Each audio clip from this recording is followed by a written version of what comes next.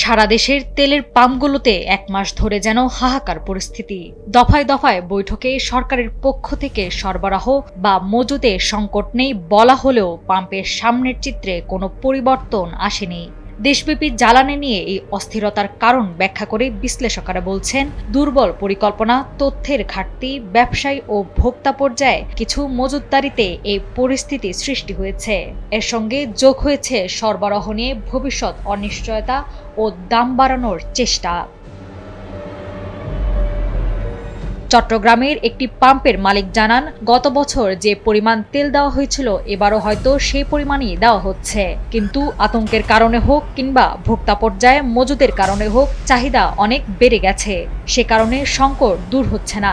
তবে ভোক্তা পর্যায়ে কিছু মজুতদারিতে এ পরিস্থিতি সৃষ্টি হতে পারে। সারা দেশের জেলা প্রশাসক ও তেল বিপণন কোম্পানিগুলোর সঙ্গে ভার্চুয়াল বৈঠক করে বেশ কিছু কঠোর পদক্ষেপ হাতে নিয়েছে জ্বালানি মন্ত্রণালয়। এর মধ্যে রয়েছে জ্বালানি তেলের অবৈধ মজুত উদ্ধার, কালো বাজারি চিহ্নিত করে সারা দেশে অভিযান। জ্বালানি মন্ত্রণালয়ের তথ্য অনুযায়ী গত 2 দিনে সারা দেশে 2422টি অভিযান পরিচালনা করা হয়েছে। কনজিউমার্স অ্যাসোসিয়েশন অব বাংলাদেশের জ্বালানি উপদেষ্টা অধ্যাপক শামসুল আলম বলেন, সরকার এখন যে ব্যবস্থাগুলো নিচ্ছে সেগুলো সাময়িক। তেল কালোবাজারে চলে গেছে।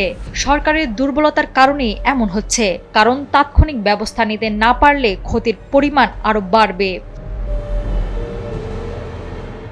নাওয়ার সালসাবিল দুরদানা, সময়ের আলো।